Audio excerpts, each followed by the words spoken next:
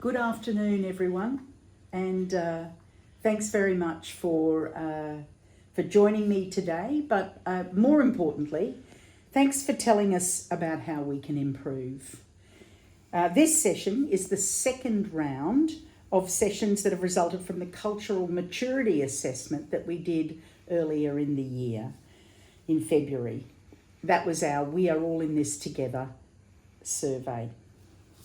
So as I start, I'd like to acknowledge and extend our appreciation for the Watchabollock, Jadwa, Jali, Werrigaya and Juppagalp peoples of the Watchabollock Nation, the traditional owners of the land that we live, play and work on, and all other lands represented. We recognise that these lands have always been places of healing, learning and caring for elders. We pay our respects to leaders and elders past, present and emerging, for they hold the memories, the traditions and the culture and the hopes of all Indigenous peoples. We express our gratitude in sharing of this land, our sorrow for the personal, spiritual and cultural costs of that sharing, and our hope that we may walk together in harmony in this spirit of healing. Just to raise everyone's attention to the integrity moments, so that we can reflect on how our behaviour is consistent with our code of conduct and our values.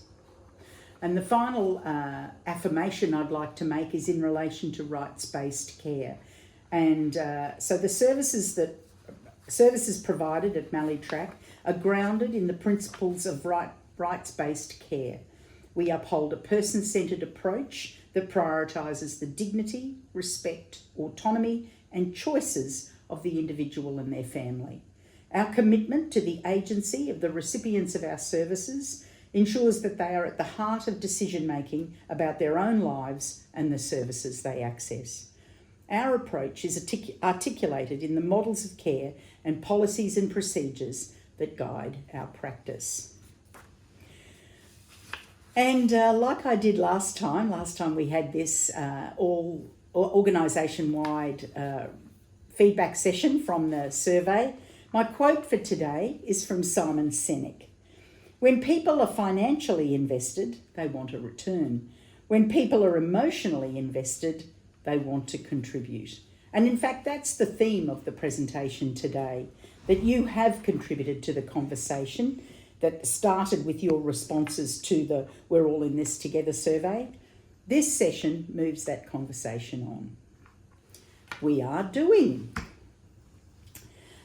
So this presentation actually draws on the feedback that you told us when we did the directorate level conversations, where we talked about how we're going to focus on communication and positive workplace behaviours for this 12-month period. In those discussions, we asked communication, how do you want information delivered? Positive workplace behaviours, what does that mean to you? And so we also had a couple of questions for the whole group to consider, which was in relation to everything. What should we protect?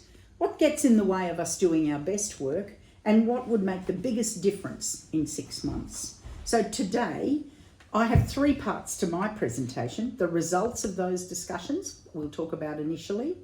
Then we'll sort of move on from that to say, well, what is it that we want to focus on for these next couple of months in relation to those discussions? And the points we've pulled out are accountability for listening to what is being said, and secondly, courageous conversations about ways of being and ways of working.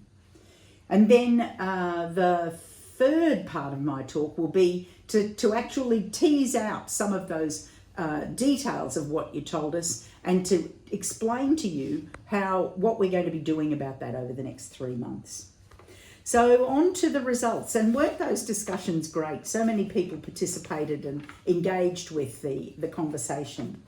So in terms of communication, people suggested that staff should have access to the WIP, that we should provide information via video, WhatsApp, courier pigeon, SMS messaging, group messaging to phones. You also said we should bring back the yellow memo system for communication.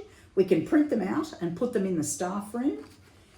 not live information. Boards have old information. More current, up-to-date information is requested.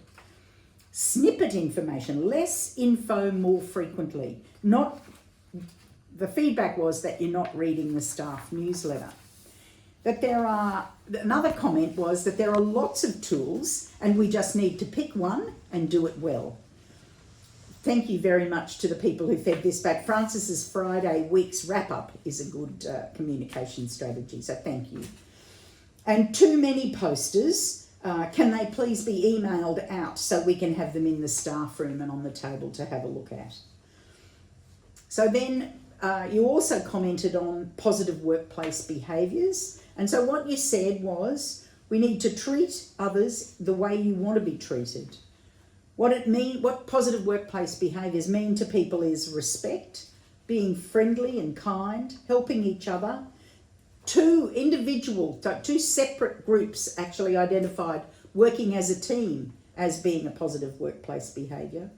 Respected and appreciated, consistency, following through, having a polite tone and being accountable, and feeling like you can give feedback. So all great sentiments to be conveyed back for us all to think about. So then answering those three questions, what should we protect? We should protect each other, the residents, our reputation and confidentiality. And in fact, we should keep the above and below the line strategies, but they probably need a bit of a refresh. So you also responded to the question, what gets in the way of doing our best work? And there was some great advice here. So the issue about communication was focused in that the difficulty was information being shared between departments is the problem. Interruptions, too much work, not enough hours in the day, that we need more workers to do the work, that we have inefficient equipment to do the work.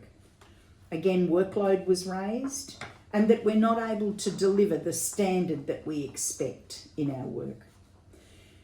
The other item that gets in the way of us doing our best work is that there needs to be more consistency with the team huddle so that the whole team has an opportunity to discuss the issues, not just the manager, and that communication could be simpler and more accessible. What would make the biggest difference in 6 months? And there's some great ideas here. Obviously, top billing goes to winning lotto. The staff from the Solomon Islands would make the biggest difference in 6 months. An improvement in communication, reading, innovation of processes, open-mindedness to change, being here for the residents and each other, and communication can be made more straightforward, consistent, and easier to access. So that's your feedback back to the executive when we held those meetings in each of those in various locations across the organisation. So thank you for that. We really value your feedback and your engagement. It means a lot. So then what do we take from that? What does this mean? What can we do with this information?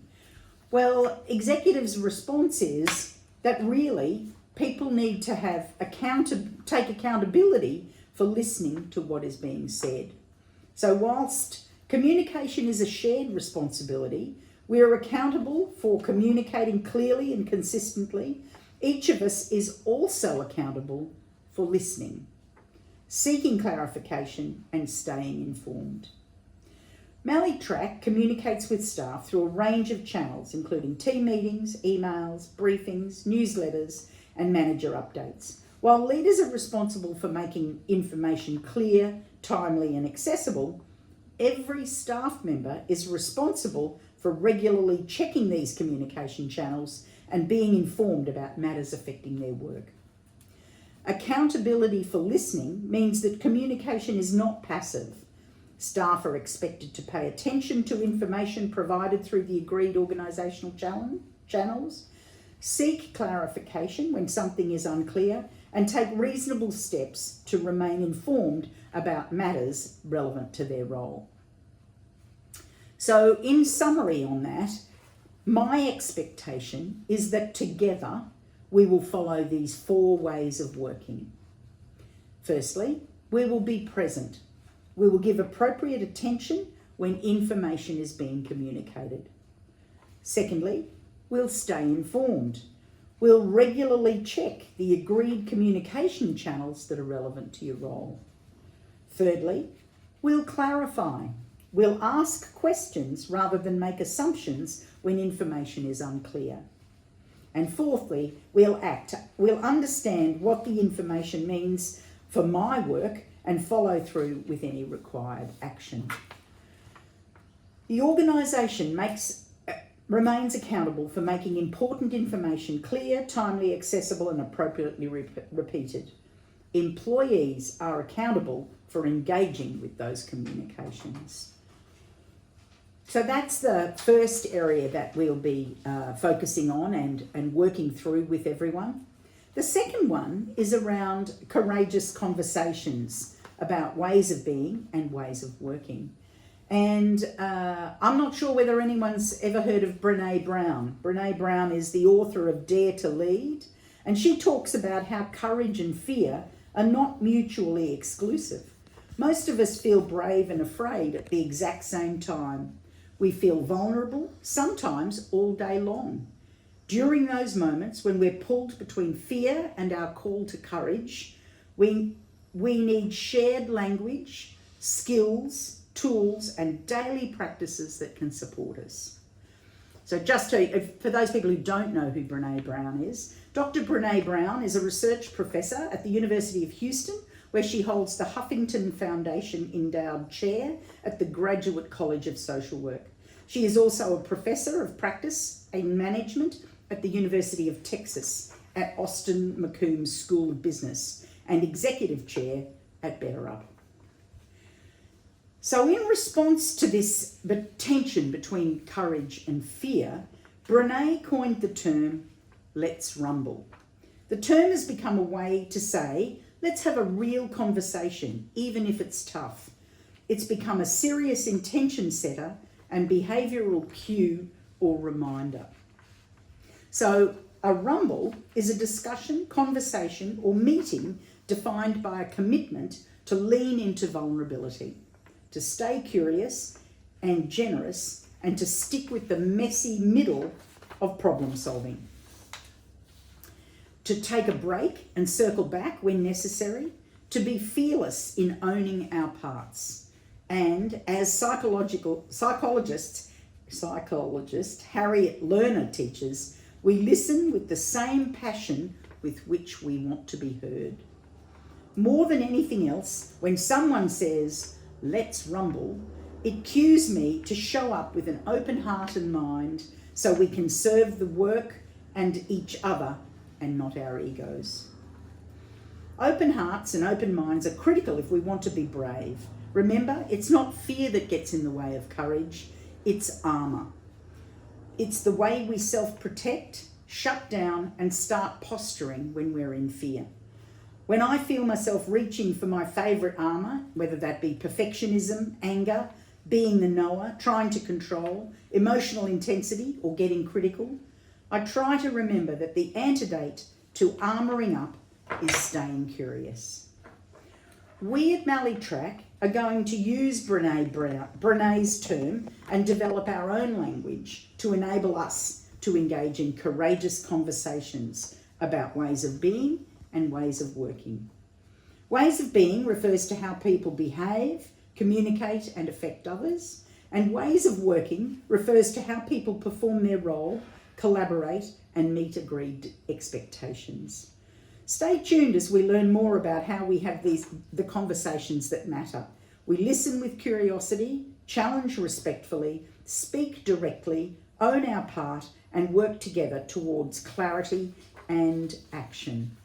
So that's the summary of the 2 areas where we're going to focus organisational change so that we can adopt both that notion of taking accountability for communication, but also having courageous conversations. So I look forward to working with you to actually develop our skills in those areas.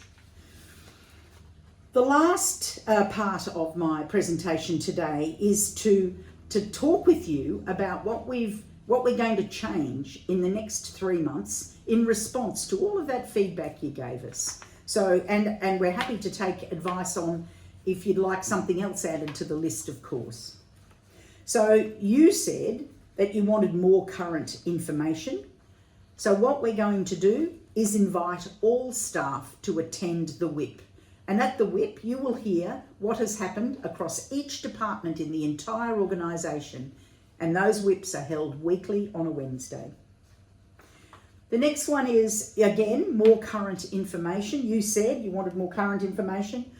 In the next 3 months, we're going to launch the Mallee-Track intranet, and that will have live information updated as it happens. So that will be the most accurate and up-to-date source of information that you'll be able to find. The other comment you said was there was too much information and no one's reading the staff newsletter. We're going to cease the staff newsletter. We're not publishing any more of them. Next one was you said that there was too much information and that you liked the printed out memo. So our form of communicating is in all key messages is through all staff emails. So we're going to change the format of all staff emails such that they will be a maximum of 50 words, and managers will print out the all staff email on yellow paper and place it in the department communications folder so that everybody has access to it. The next, you also said that, again, there's too much information and you need more current information. So we're going to change the format of the Kronos boards. So as you know, at this time, Kronos boards are updated monthly and they've got roughly 6 tiles with information on them. What we're going to say is that there will be a maximum of 2 messages on a Kronos board, and that those Kronos boards will be changed more frequently. So more limited information delivered more frequently. You also said that you wanted staff to be more involved in the safety huddle. So what we're going to do is develop new guidelines for the huddle that will encourage staff participation in the discussion. And so those guidelines will be developed and implemented over the next 3 months.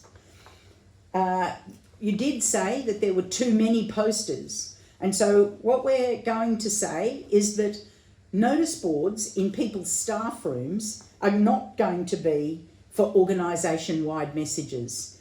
The notice boards in people's staff rooms are going to be about information that is relevant to the local team. So you won't be bombarded with organisation-wide information.